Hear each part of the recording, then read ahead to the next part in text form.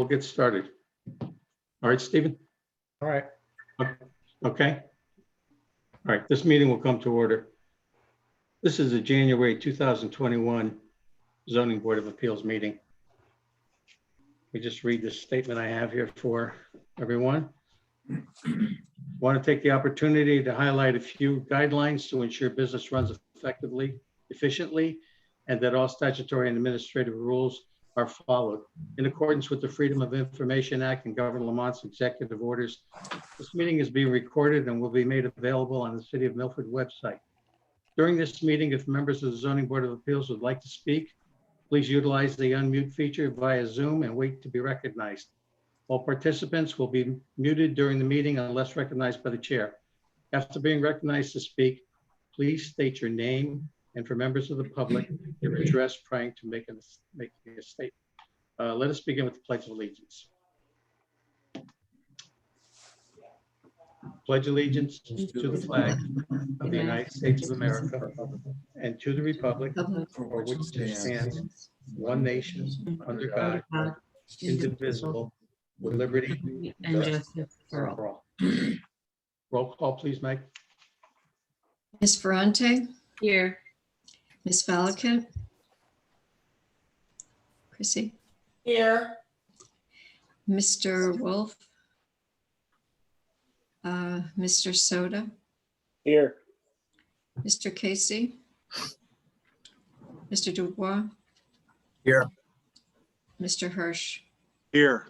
And Mr. Tizola? Here. Thank you. Also present, Stephen Harris, our zoning officer.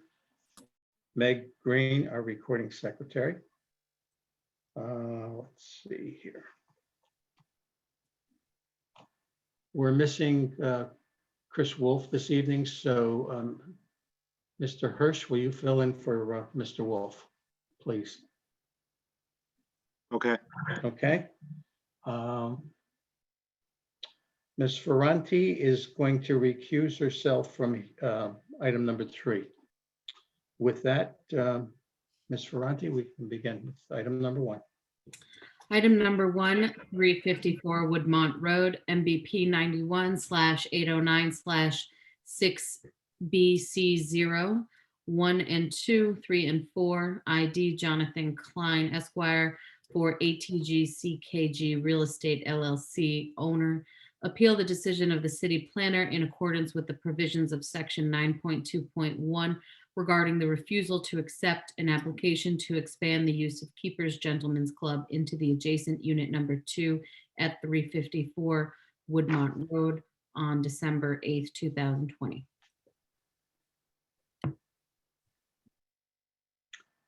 Okay, who's speaking on this, please? Good evening. I'm Attorney Jonathan Klein. I represent not ATGC Real Estate, the owner of the property, but Keepers Inc., who've made this appeal. My office is at 60 Lion Terrace in Bridgeport, and I'm with the Parliatory Law Group, LLP. What this is about, this is an appeal from the denial of Mr. Sulkus to even entertain an application from Keepers Inc. to expand the use, their use from 354 Woodmont Road, units 1 and 2, where it currently is, into the adjacent units 3 and 4.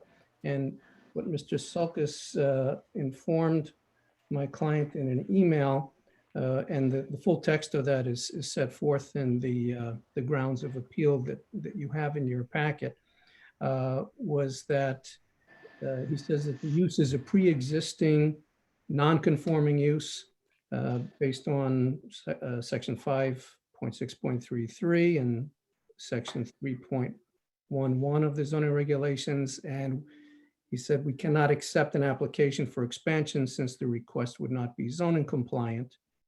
And he also said that there was a variance would not be available because it would be a prohibited variance under various sections of the regulations.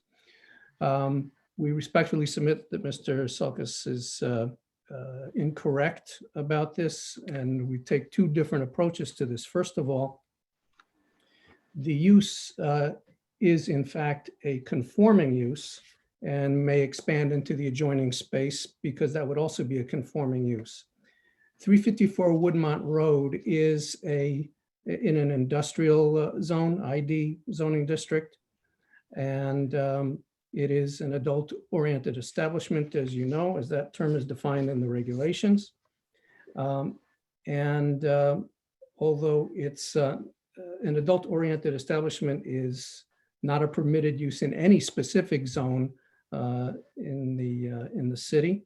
It's permitted in any location pursuant to regulations section 5.6.3, which provides that the use will be permitted if you satisfy certain conditions. And the conditions are for the location that it's 150 feet from any residential zone line boundary, that it's 300 feet from any public, private, or parochial educational facilities, including licensed daycare facilities which serve persons age 17 or younger, 300 feet from liquor or package store, 300 feet from place of worship with certificate of occupancy, and 1,000 feet from any other adult-oriented establishment. And the existing location in units 1 and 2 at 354 Woodmont Road, as well as units 3 and 4 into which they would like to expand, satisfy those distance requirements. Mr. Sulkus does not claim otherwise. Both of the locations, units 1 and 2 and units 3 and 4,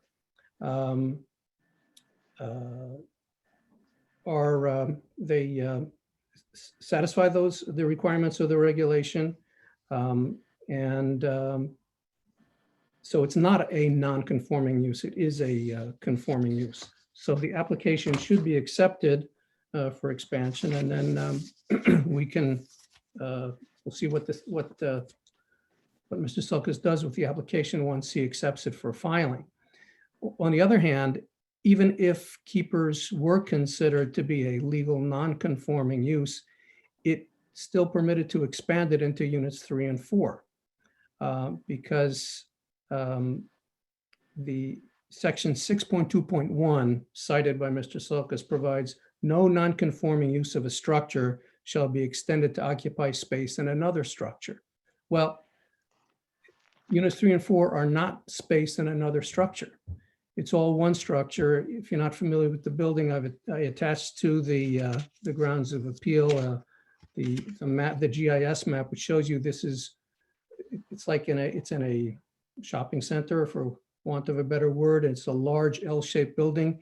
These are different units within one structure. So it doesn't come within that regulation that says you can't extend a non-conforming use into space in another structure. Regulation 6.2.1 also provides that no structure or part thereof devoted to a non-conforming use shall be enlarged, extended, constructed, or reconstructed, or structurally altered without, but a variance may nevertheless be granted to do that under 6.2.4, and then 6.2.4 provides, notwithstanding section 6.2.1, a variance may be granted in accordance with Article 9, section 9.22. So this is something that can be entertained by zoning, whether Mr. Sulkus would permit it over the counter or require us to apply for a special permit, require us to apply for variance or what have you, we can deal with that. But whether you consider this a conforming use or a non-conforming use, there's no good reason why the application cannot be entertained by the zoning office. So since Mr. Sulkus has effectively blocked the door, we've come to the ZBA asking to unblock the door so that we can, so that the application can be filed and processed in due course. Okay, thank you, sir. Is there anyone else speaking on this appeal at this time? Okay, I guess Mr. Sulkus would be up. Okay, thank you, Mr. Chair, members of the board. This is actually a fairly simple matter. You have a legal pre-existing non-conforming use, as we heard from Mr. Klein. It's the Gentleman's Club. They want to expand. So the first thing I do is I go to the regulations and I look under 6.2.1, which Mr. Klein has discussed. We disagree on how to interpret 6.2.1. Enlargement, extension, or alteration. No non-conforming use of land shall be enlarged, extended, or altered. No structure or part thereof devoted to a non-conforming use shall be enlarged, extended, constructed, reconstructed, or structurally altered, except in changing to a use that to one which is allowable in the zoning district in which such use is located, except in the case of single-family homes. Period. Then that's followed by no non-conforming use of a structure shall be extended to occupy land outside a structure or space in another structure. That's a separate issue. That has nothing to do with this. This is a structure that's there. They want to expand into another unit. Okay. Well, as Mr. Klein also pointed out, well, gee, if you are a pre-existing non-conforming use, you would have the ability to ask for a variance under pretty much almost any other kind of application in our regulations.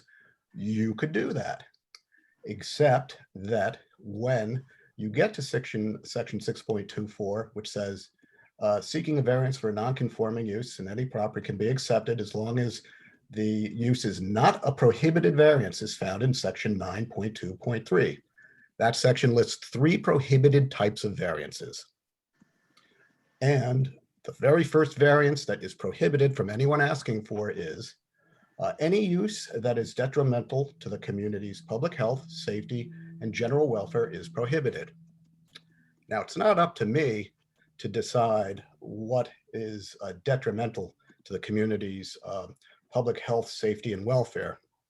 In this particular case, I don't have to, because under section 5.6.2, adult-oriented establishments, that section talks about those very issues. And actually, section 5.6.1 has 7, 8, 9 subsections that go into detail about how this use is not good for the community and not good for the public health, safety, and general welfare of the community. That's all I had to do. I didn't have to pass judgment on this. It was just simply following the code path through the book. And that's how I arrived at the conclusion that they can't expand and they can't ask for a variance.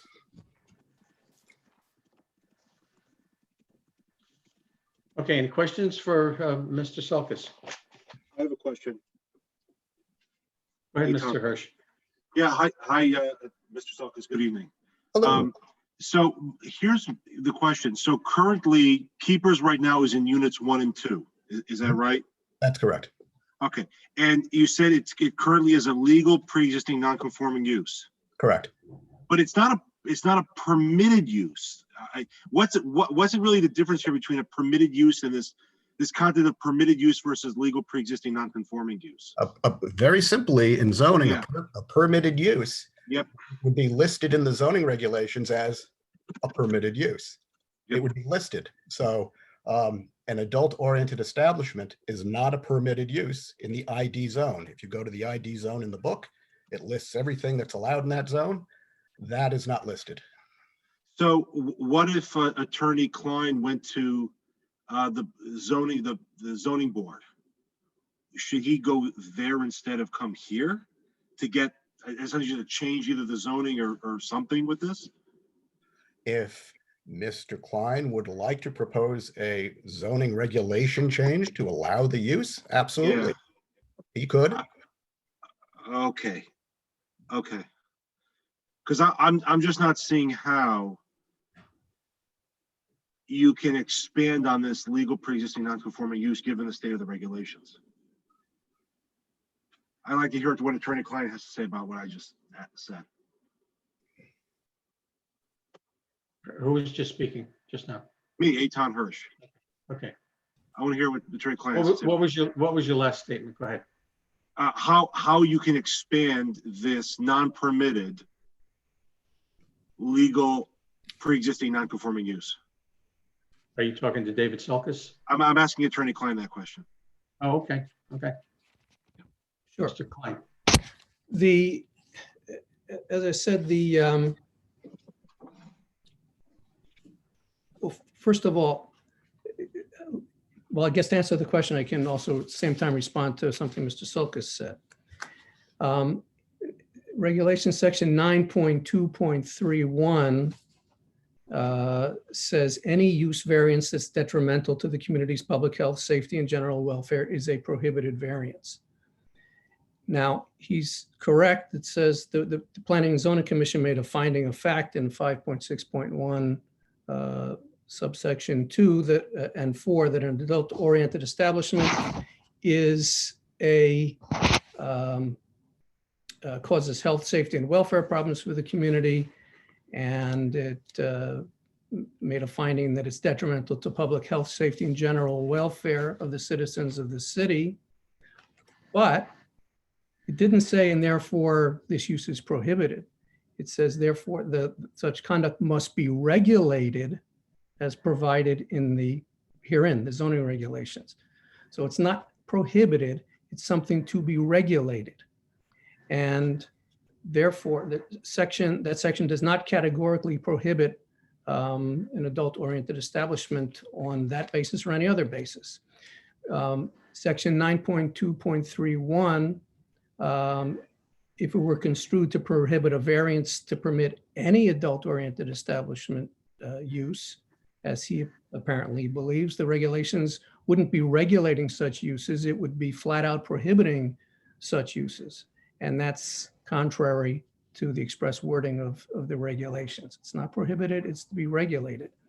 And therefore, if it's treated as a non-conforming use, they can apply for a variance. As a matter of fact, there's also provision in 5.6.19 says that in the event, it says further, the Planning and Zoning Board recognizes there are adult-oriented establishments in existence prior to the enactment of these regulations, and Keepers fits that definition. Keepers has been an adult entertainment establishment since something like 1997 or 1998.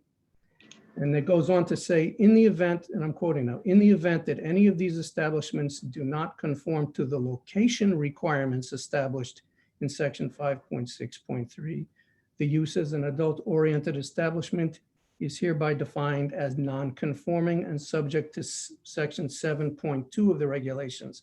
And 7.2 talks about the special permit process. Well, it says in the event that any of these establishments does not conform to the location requirements of 5.6.3, but Keepers does comply with the location requirements of that section. So it's not a non-conforming use, it's a conforming use. But as I said also before, whether you view it as a conforming use or a non-conforming use, either way, the application should be entertained and we should be able to proceed with it in the normal course of processing of such applications. And what this is done is not even allowing us to apply. Mr. Zazzola? Yes. Attorney Klein, is there any case, appellate, Supreme Court appellate or Superior Court case law that discusses variances when it deals with, in the context of adult entertainment, expansions of use? I haven't found anything specifically on point, one way or another. Yeah. Okay. Mr. Chair, can I just add one quick thing? Yes, sir. Mr. Sulkus, go ahead. As Mr. Klein had said, and I do not dispute, there's no issue regarding the distance requirements. That doesn't apply here. If they meet the distance requirements, that's great. If they don't, that's fine. Again, because they are a pre-existing legal non-conforming use. We're talking about the use. We're not talking about the distance of the use from other things. So I just want to add that. Mr. Sulkus, can I ask you a question, please? Sure. When this originally was set up, do you know if it was a special exception or how it came about in 1997? Are you talking about when the use came? When How the use was originally granted? I have no idea. You have no idea. I have no idea. But right now it is on record as a non-conforming use. Yeah, that's without a doubt. I mean, they are able to conduct their business, and they're zoning compliant as they stand at the moment, as far as I know. As were the other adult businesses that existed. I know when I first started with the city almost 18 years ago, I want to say at that time we had 5 or 6 different adult establishments. And I think that number has dwindled since. And they were always, of course, they're always legally, able to operate, and it's just that they should not be expanded upon. Correct. All right, commissioners, any other questions right now for either Mr. Sulkus or Mr. Klein? Mr. Soto, Chairman, I have a question. go ahead. Mr. Sulkus, I have a question for you. If they came in as a new application today, would they be able to apply or no? Well, if they were to come in as a new application today, like any other applicant, I would go to the book and say, okay, where is your use allowed in the book? I don't see a place today for that use in the book. Okay, so it'd be the same thing. Okay, thanks. So at that point, they would have to go to the Planning and Zoning Board and start there, correct? If the use doesn't exist, as I think someone suggested earlier, I think it was Eitan, they can go to the board and, ask for a regulation change to allow a use. That's what, we do with, new uses, as times change, uses that the regulations didn't contemplate, become popular, and we try to accommodate it. And anybody has the right to come in and ask for a text change. Whether or not the board grants it, that's up to them. That might be the route to take. That's what that was what I was thinking, Joe. Sorry to do that, but That's okay. Yeah. Okay. Any other comments on this appeal from either upholding it or denying the appeal? Anyone else speaking? May I Mr. respond? Klein, go ahead, Mr. Klein. Yeah, again, whether I respectfully disagree with what he was saying there. Again, the regulations say that adult entertainment establishments are to be regulated, not categorically prohibited. If you read the regulations that way, and I think then you're running into some constitutional issues. But again, 6.2. Can you tell us again where that might be written in our zoning book? Yes. That it should be regulated? Yes. Regulation 5.6.1, 2 and 4 says where they made the Planning and Zoning Commission in adopting the adult entertainment establishment regulations made of several, or I think made something like 9 findings of fact. They found that the adult oriented establishments, because of their very nature, cause health, safety, and welfare problems for the community. That's in subsection 2, and in subsection 4, that certain conduct occurring on the premises of adult oriented establishments is detrimental to the public health, safety, and general welfare of the citizens of the city. And therefore, such conduct must be regulated as provided herein. Not that it's prohibited, it must be regulated. So it does regulate them. And then it says that, again, under 6.2.1, if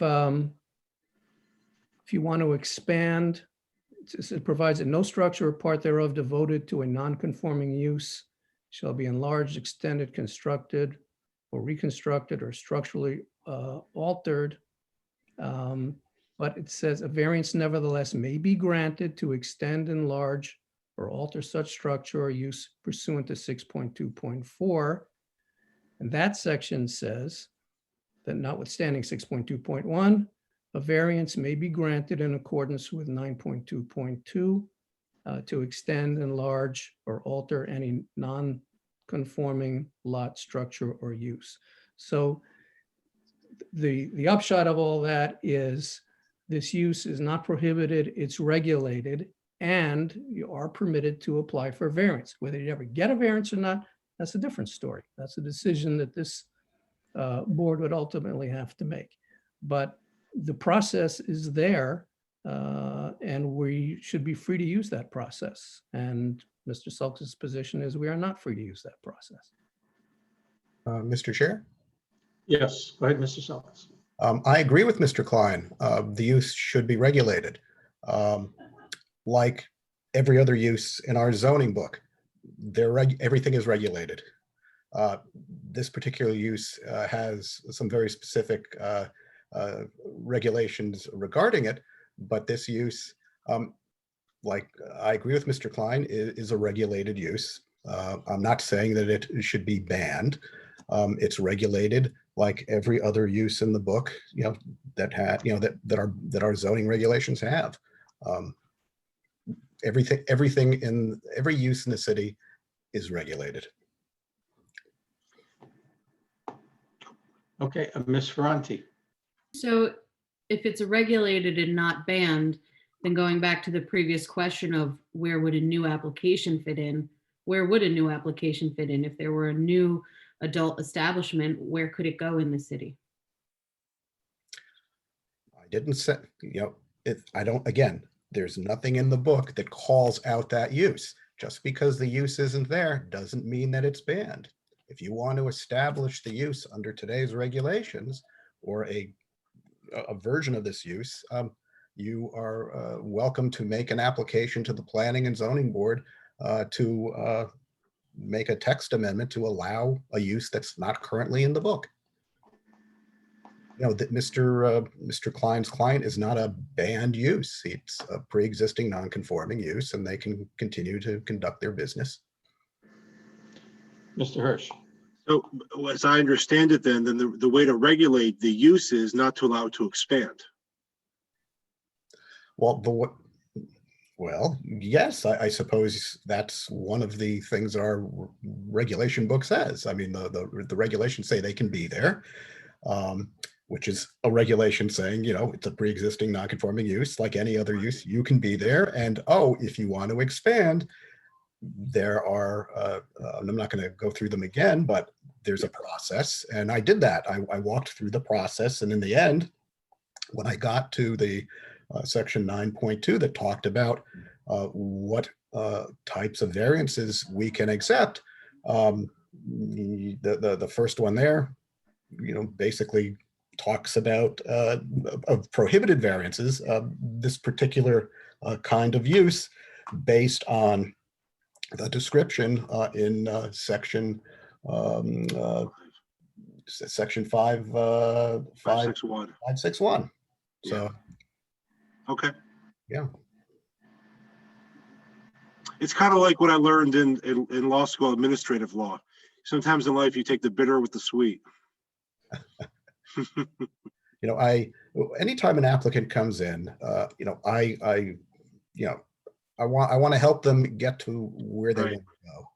And anyone who works with me in my office, they've probably heard the phrase, or through the community, if you're going to work with me, I'm going to work with you to make you bulletproof when you get to the board.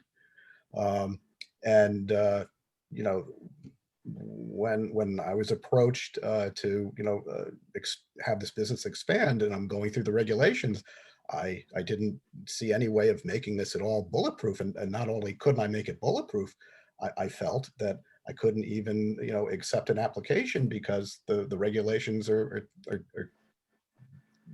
telling me, you can't. May I? Any other questions? Any other questions for Mr. Sulkus or Mr. Klein? No other questions? Mr. Chairman, may I just say one more Yes. thing? Go ahead, Mr. Klein, sure. Thank you. Yeah, I think the fault in the logic that Mr. Sulkus is presenting to you is he's saying, yes, it's a regulated use, it's not a banned use, but then in the same breath, he's saying you can't do this anywhere in the city without going to the Planning and Zoning Commission to change the regulations. Well, that means he's saying, in his opinion, it's a banned use. You can't, it's prohibited everywhere. But that's incorrect under the regulations. It's a regulated use. We should be able to apply if we need to seek a special permit or a variance, fine, but we should be able to apply. Okay, again, then the question comes, should you be able to apply through the Zoning Board of Appeals or through the Planning and Zoning Board? That's where we seem to be struggling right now.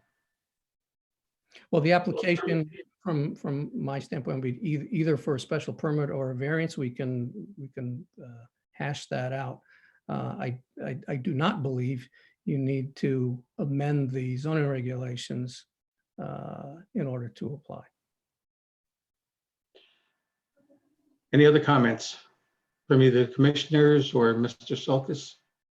No. Any other comments? You feel you're ready to make a decision on this, or do you want to look into it anymore, or? So Joe, is the hearing closed? I didn't close it yet. I'm asking. Oh, you you didn't close it yet? Okay. whether you had any more questions to make a decision right now. If you don't, I'll close the hearing. And Mr. Soda? Yes, Mr. Sulkus, question for you. When did this become non-conforming? When after they originally opened? All I can tell you is that I believe this particular section was created and put into the 2004 zoning rewrite. 2004, the regulations were totally redone. And I know that this regulation showed up then. Because I remember we had a lot of adult bookstores and stuff like that, and they were trying to curtail where they could open and stuff, you know what I mean? I remember hearing a lot about that 20 years ago or so. Yeah, that I couldn't tell you. I mean, all I know is, what we have in the regulations.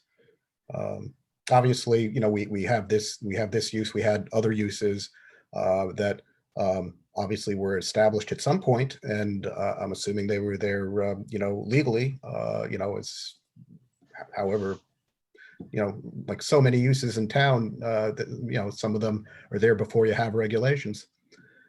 But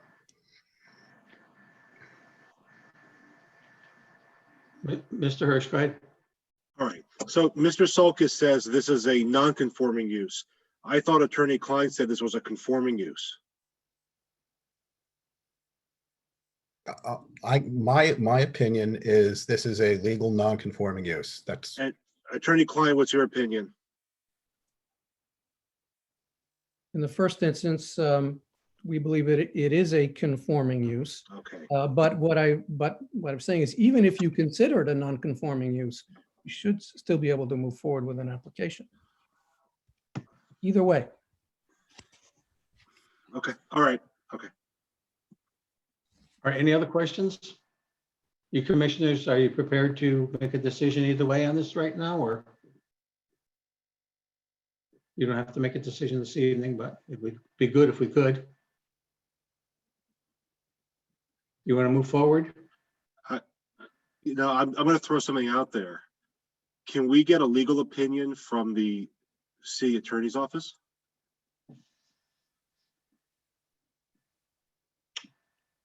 Mr. Harris. You want to take the question, please? Mr. Hirsch, what question would you like the city attorney to Right, answer? Mr. Hirsch. Mr. Hirsch, please restate your question.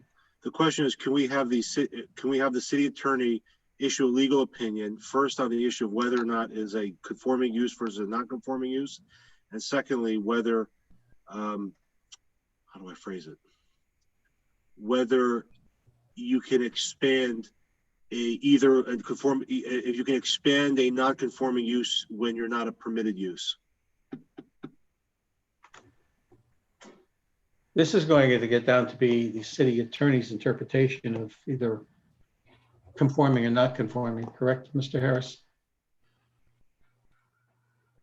I think it's a conforming use, and if it's a conforming use, I don't see why we couldn't expand a conforming use.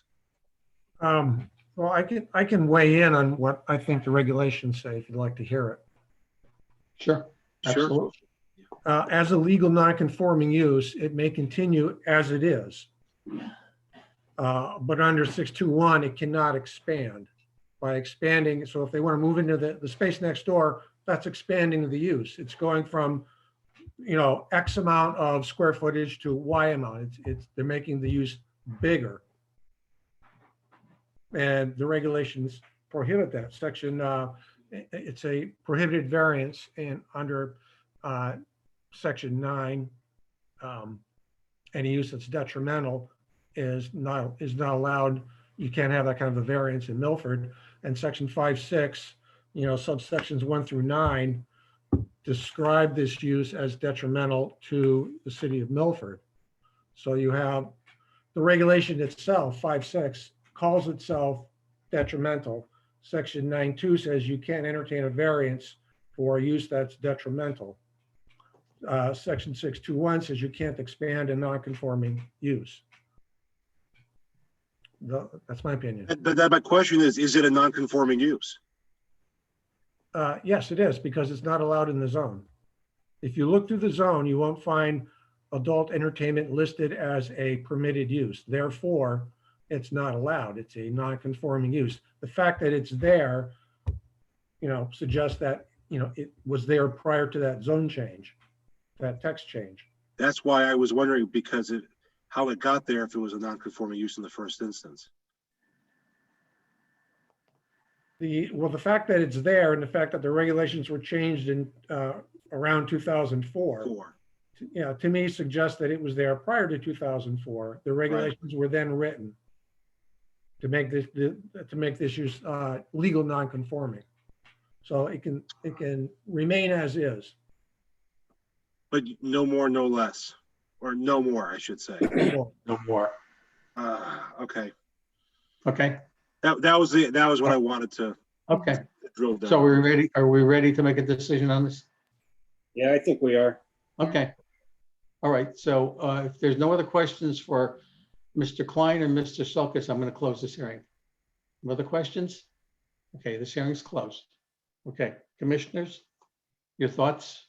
Well, I think we make a motion. determined it's a legal non-conforming use. So, I mean, the regulations are clear. It can't be expanded. Correct. I mean, it states it clearly.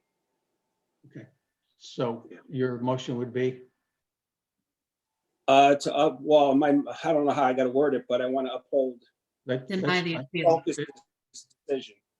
So It would be upholding the decision of the city decision planner. of the city planner. So I make That a is your motion to uphold the decision of the city planner. We have a second? I'll second. Okay. Who made the second, please?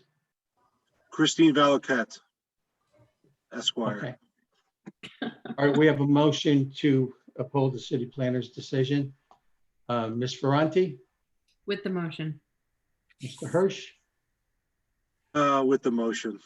Ms. Valaket, With the motion. Mr. Soda. With the motion. I'm with the motion. City planner's decision's upheld. I guess the other route would be this zoning, planning and zoning, if they so choose to. Okay. Item number Ms. 2. Ferranti. Item number 2, 59 Hillside Avenue, MBP 49/724/2, R5, Thomas Lynch Esquire for Nicholas Aquilina, owner. Vary section 3.1.4.1, Side yard setback to 8.3 feet where 10 feet required. 4.1.4 south projection to 5.1 feet where 8 feet permitted for first floor walkway with railings. Good evening, Mr. Chairman, members of the board. Just for the record, my name is Thomas Lynch. I'm with the law firm Lynch, Trimbecky and Boynton, and my office is located at 63 Cherry Street. And I'm back before you tonight with this application that was originally presented to you at the December 8th meeting. I'm representing Nick and Denise Aquilina, who are the contract purchasers of the property located at 59 Hillside Avenue. And as you remember from last month, the board denied this application without prejudice. And we have submitted plans that meets exactly what Bill Soda said at the conclusion of that meeting. He recommended that the house be reduced in size from 24 feet to 22 feet, which would lessen the requested side yard variance on the easterly side of the property by 2 feet. And we also reduced the walkway on the westerly side of the property to 40 inches. So that meets what Bill had stated on the record was the extent of the code width. So the plans have been amended just as the board had discussed, and we'd ask that you grant this application. I would ask, just for a matter of housekeeping and record keeping, that the comments that I made at the December 8th meeting be incorporated into the record of this meeting. At that meeting, I talked about the fact that there's a hardship here because of the narrowness of the lot. I talked about the prior application that was brought in 2016 by the present property owners, the Turks. This board had granted a side yard variance to the Turks to vary the side yard from 10 feet to 8.46 feet. This request is to vary that 10-foot setback requirement from 10 feet to 8.3. And the Turk matter went to the land use court in Hartford, as the board all knows, not on the side yard variance question, but on the measurement of the height of the structure from the mean level grade. The Turks at that time had requested a house that was going to be some 39.6 feet in height, which exceeded the 35 feet as required as a maximum by our zoning regulations. And this house is going to be 33 feet. It'll 33.5 feet to the midpoint of the roof line. So this house is conforming with the height.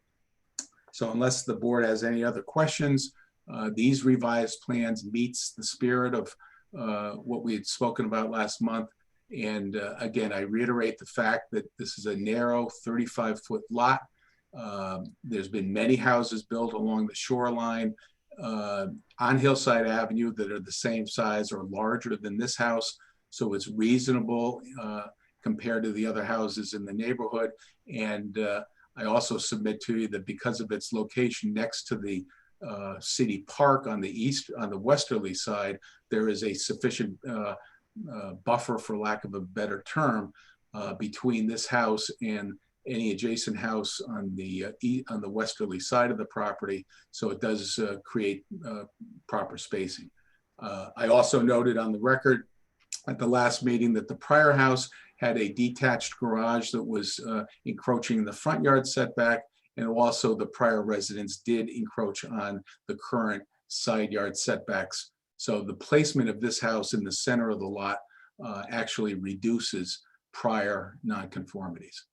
So with that, I'm happy to answer any questions. My clients are also on this Zoom meeting, so if there's any questions you may have of them that I can't answer, any questions of myself that I can't answer, they can chime in as well. Thank you. Thank you.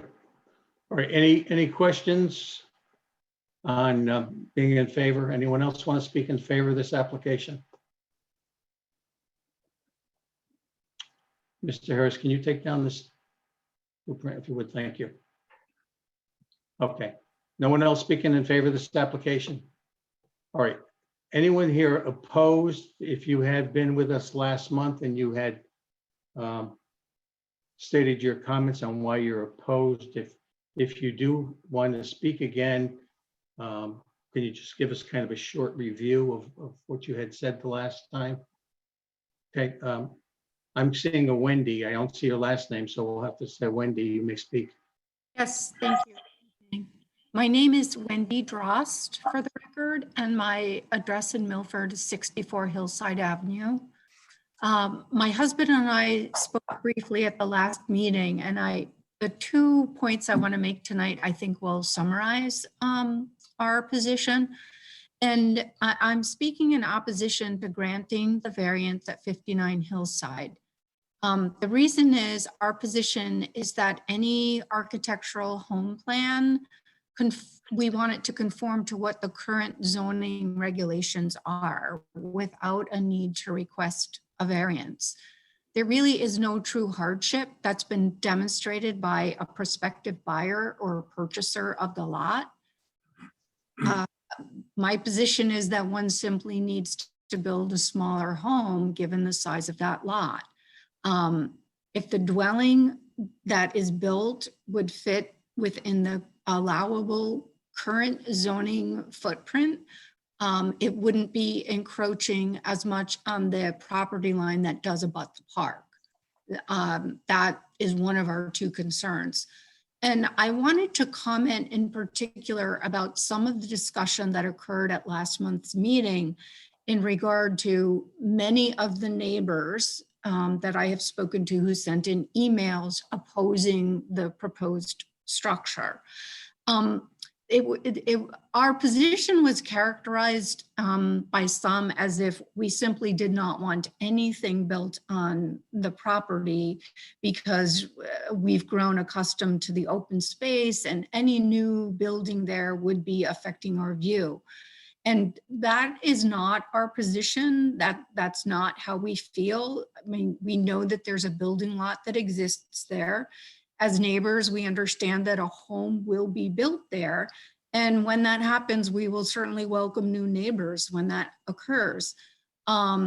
Taking a position of not wanting any home there is simply inappropriate and untenable. So we understand that there is going to be some building that occurs, but for someone who's looking to purchase a lot and build a home, you know exactly what the size of the lot is going in. And I believe one should plan your home based on what the current regulations are. And I do think this is a different situation. This is my last point. I believe this is a different situation than the previous homeowner. I think any board, a judicial system, and judge certainly would look upon a homeowner with great compassion who lost their home in Hurricane Sandy. And there certainly would be, I would expect, some variance in interpretation of what the regulations were to allow someone to build or rebuild in that situation. And those were the main points I wanted to make. Okay, so what you're saying is if we had a national, where we had the disaster like a hurricane, then it would be okay. But for someone right now to buy that lot, we should make no exceptions for them. We've had many variances given out on that particular street. So in fairness to this property, do you think that's being fair to them? Are you asking me? Yes, I am. I don't, I can't really comment on what types of variances were given to other properties on this street. My point was, and I just want to clarify the first point, which is that if this were the homeowner who moved into that home that as it previously existed 40 years ago, before there were requirements to put homes up on elevation when they're on the waterfront. Someone who owns that and wants to rebuild, to stay on the lot where they have lived for whatever number of years, I'm saying that it would be understandable that a variance would be granted to that person who lives there to rebuild the home that they've had. I feel that's a different situation where we have a new buyer or builder, possibly looking to purchase land to build a home, and they want to build a home bigger than what the lot allows. My point would be, with all due respect, if you are set on a certain size house, I think you need to find an appropriate sized lot when you're looking to prospectively go in new to a new purchase. That's my point.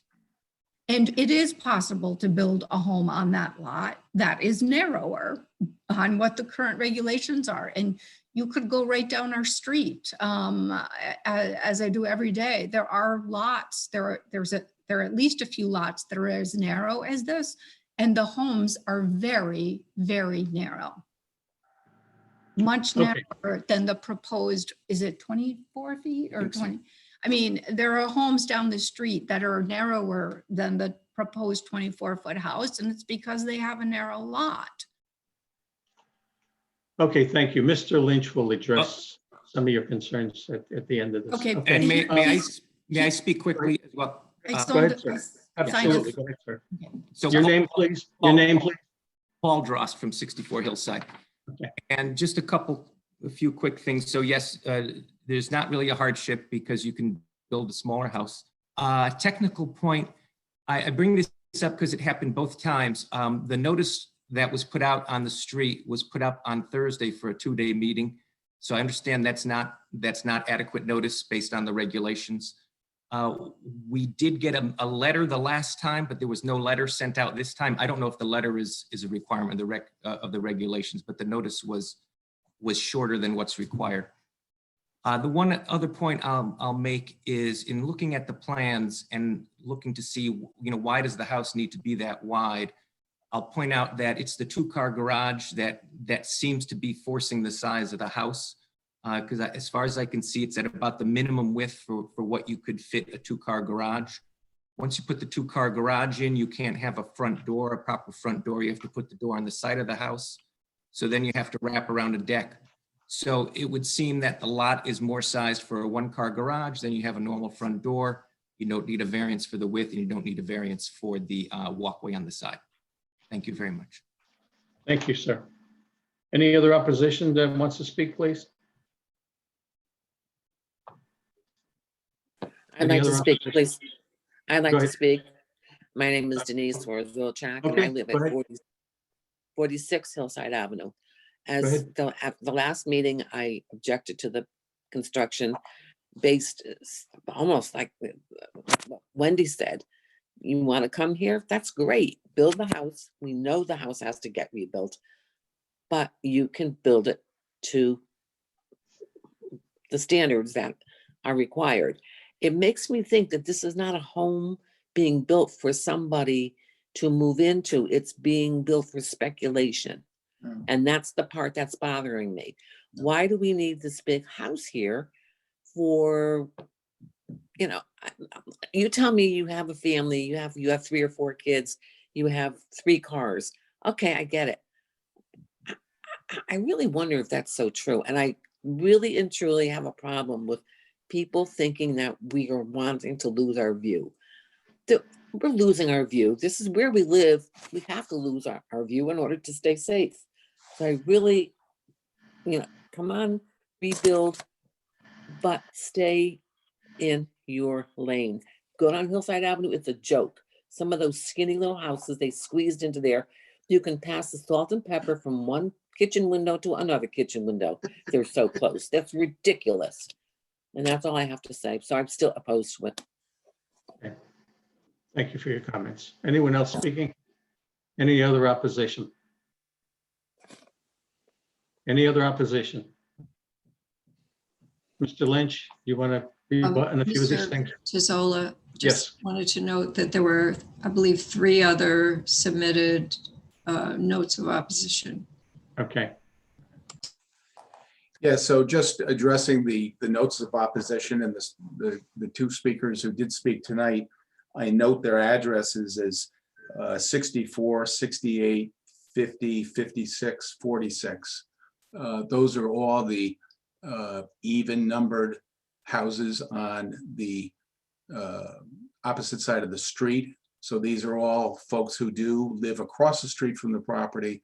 And I'm sorry, I'm just remembering the comments that were made at the last meeting and the fact that anyone that has spoken opposing this is on the other side of the street. So it clearly is the fact that a house is going to go up here and water views are going to be affected. And I don't think that that's part of the consideration. The consideration is there a hardship? And clearly there is. It's a narrow 35-foot lot. There was a prior house that was on the property that had non-conforming setbacks, so that we're taking two non-conforming setbacks and eliminating them and having one non-conforming house setback on the easterly side and then the projection variance for the walkway on the side. So it's a 2,700 square foot house that my clients are going to live in. I think that comment was a little disingenuous. My clients are under contract to buy this property. They want to build a beautiful house that's going to be an addition to the neighborhood, and they are going to live in this house. So it's not being bought by a builder for speculation. So with all those things said, and the fact that we did listen to your comments at the last meeting and came back with revised plans that met those comments, I'd ask that you grant the variance. And again, if there's any other questions, I'd be happy to answer them. Any other questions from the commissioners? Okay, any other comments before I close this meeting? This hearing? Nothing else? No, okay. Okay, this hearing is closed. This particular property, for some of us board members who have been on the board for a few years, this is the fifth time we're hearing an application for this particular property. This is probably about the best plan we've seen. So that's really my comment. So I don't know what your comments might be or what your thoughts might be. They were here last month. Go ahead, Mr. Soda. Yeah, I know what you're going to say. You know, looking over the plan, I think they've done a good job. They listened to our concerns, and you know, with the cost of land these days and the cost of building being so extravagant, you know, you have to build something besides a narrow house to, you know, to get your money's worth. So, I mean, 22-foot wide house is narrow. So I don't see a problem with this at all. Any other comments? Mr. Hirsch? That nice lady, Ms. Jack, made a point which we've talked about before, which is in 30 years, we're going to be walking down the street in our town that we love, and people are going to say, you know, you guys have been appointing all these homes down by the water, and we're all on top of each other. And so this has been a theme that's been going on since I've been on the board, where it seems like, yes, we understand these are narrow lots, but you're going to have people by the water in 30 years where they're going to be just literally side by side by side. And it's just if we do it here, we have to keep doing it. Can I comment on that, Eaton? Yeah. I've lived in Milford all my life, and when you go down East Broadway, those houses were next to each other when they were originally built in the 1900s. So Right. this is something new. They have built those houses close on the beach since day one. So, and But we're just trying to make a happy medium for everybody. That's it. Right. Is the public hearing closed, or can I make a comment just to address what Ethan's saying?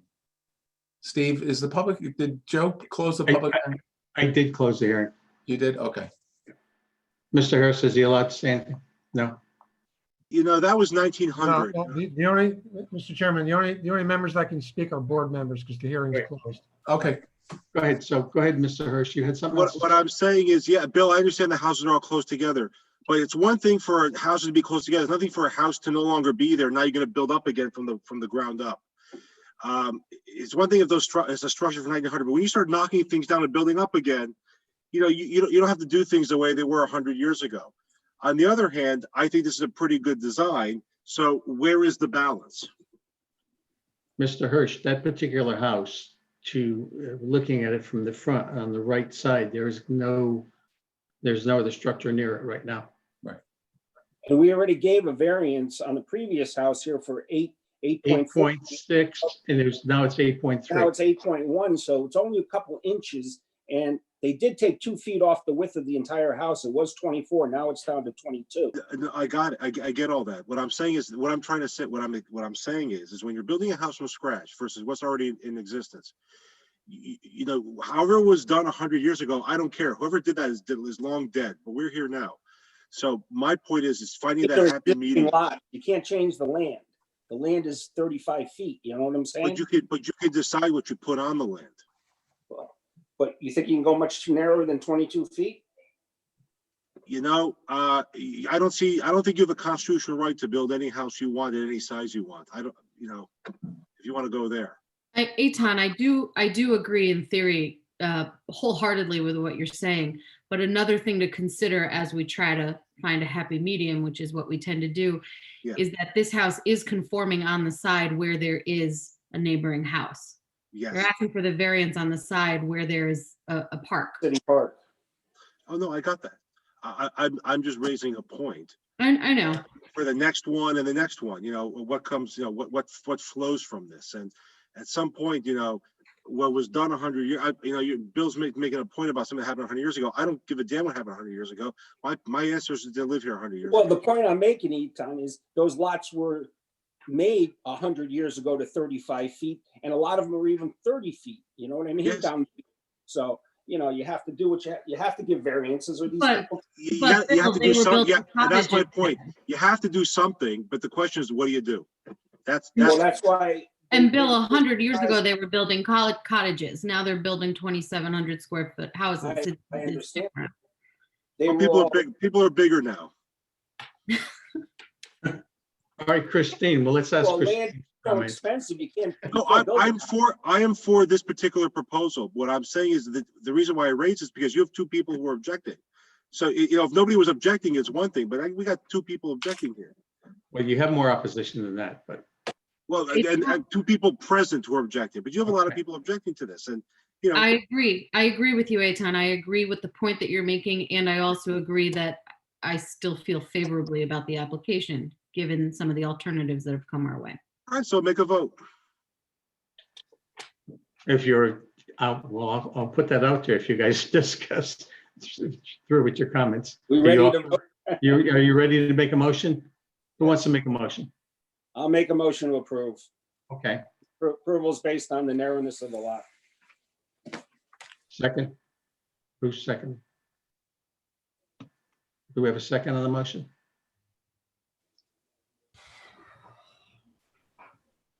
Second. We have a motion. We have a second on the motion. Okay. We have a motion to approve. We have a second on the motion. Mr. Soda? With the motion. Mr. Hirsch? With the motion. Ms. Falakett? With the motion. Ms. Ferranti? With the motion. I'm with the motion. It's approved. Thank you. Yep. Okay, Sarah, Ms. Ferranti is recused from this item number 3, so I'll read in item number 3. 56 Commodore Place, MVP 45-512-8, R-10, Thomas Lynch Esquire, for James and Linda Wilson, owners, vary section 4.1.4, rear yard projection to 7.1, where 20 foot permitted to construct porch addition to existing residence. Mr. Lynch. Thank you, Mr. Chairman. And again, for the record. Excuse me, Tom. Yep. Mr. Chairman, did you identify who's voting for Sarah earlier, or? No, I did. Thank you. Very good point. Mr. Dubois. Yes. Mr. Dubois, you'll be filling in for Sarah. Thank you. Okay. Thank you, Meg. All right. Thanks so much. And again, for the record, Thomas Lynch, on this application, I'm representing actually good friends of mine, Jim and Linda Wilson. Jim and Linda are the owners of 56 Commodore Place here in Milford in the Gulf Street area. Jim and Linda have been very active in the Milford community over the years. I think a lot of people know Jim through his ownership of Milford Photo, and Linda has been a leading agent at Caldwell Banker Real Estate here in Milford for some 30 years. So the two of them have lived here in Milford, been very active in the community, and I'm bringing this application on their behalf because they want to put an addition on the side of their garage near the breezeway addition that was put on back in 2005. The addition is shown in the blue here that Stephen's got his cursor going. Just a little bit of background. Jim and Linda have owned this house since 1994. It's a 2,450 square foot cape that was built in 1935. The property is located in zone classification R10, which requires a 25-foot rear yard setback. So when the house was built in the 30s, the house was the main portion, as you can see in the front of the L, for lack of a better term. And in 2005, the existing detached garage became attached to the main structure of the house by way of a permit that was issued by our zoning enforcement officer at that time, Linda Stock. She granted a zoning permit for the Wilsons to put an 8x14 addition to their house that would act as a breezeway and sitting area to attach the garage, have an entry into the house in the rear, and then again, as I said, it would be attached to the garage, which was built at the same time that the house was built in 1935. So the house with the attached garage as it sits right now is some 5 feet 2 inches off the rear property line. So the request is to have a projection because of the porch under section 414. It's considered as a projection. It's going to go 7 feet 1 inch off the rear property line, so that the projection is some 2 feet shorter, or for a better term, is the infringement or encroachment on the rear yard setback is some 2 feet shorter than the existing garage encroaches into the setback. So Stephen, if you want to scroll down, Ray Oliver has put together a nice set of design plans that are attached to our application. You can see the front elevation is the upper left. The side elevation on one side, thank you for enlarging that, Stephen. Front elevation is the upper left with the 2-car garage area. The side elevation with the front door, then the rear elevation with the, you can see the breezeway that was attached to the garage and the porch coming off from the garage. And then the lower right is the other side elevation, which gives a real good view of the proposed addition. So it's going to be just a screened porch that they're going to have off of the side of the breezeway area. So, you know, the hardship is claimed here that because of the existing structure being within the setback, there's no additional encroachment onto the setback. The screen itself will, the screen porch itself will be some 2 feet further back than the existing structure, being the garage, into the rear yard. And quite frankly, it's the logical place to put the porch coming off of the garage and the breezeway, and it's situated in the side area and the rear area of the property, so that there's no side yard variances that are needed. So that's it. And if there's any questions, be happy to entertain them. Okay, any questions for Attorney Lynch? Is there anyone else here this evening speaking in favor of this application? Anyone here opposed to this application? Simple as that. No other questions? Ready to close this hearing? No questions. Okay, this hearing's closed. Okay, your thoughts? It's a Pretty structure. simple. to the- I don't see any problems with it. I have Go no ahead. problem with it. Okay. All right. Ready for a Not motion? encroaching. It's I not just don't know what the encroaching on- hardship is, but that's, I have no problem with it. Well, Ethan, the hardship is that it's not really, Mr. Chairman, the hearing's closed. okay, all right. That's okay, Tom, I got you. I had an answer for you, man. No, don't worry about it, you're good, you got it. You got it. All right.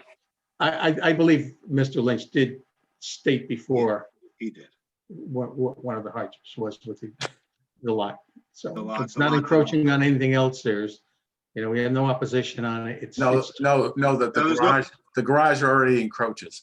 There's There you no go. encroachment, yeah. It was, everything's to the rear of the property. So we need a motion to approve or whatever. I make a motion to approve. Okay. Second, We have a motion to approve and we have a second on the motion. Mr. Soto, With the motion. Mr. Hirsch, with the motion. Ms. Fallica, With the motion. Mr. Dubois. With the motion. I'm with the motion. It's approved. Okay, thanks so much. Thank you. Okay. Everybody have a good night. Thank Good you. Good night. All right, new business, any new business? Any old business? Yeah, when are we going to Keepers? Okay, that is old business, all right. Staff I update, didn't even know they were still in business. Good for them. nobody's in business right now, it's gonna be a while. Yeah.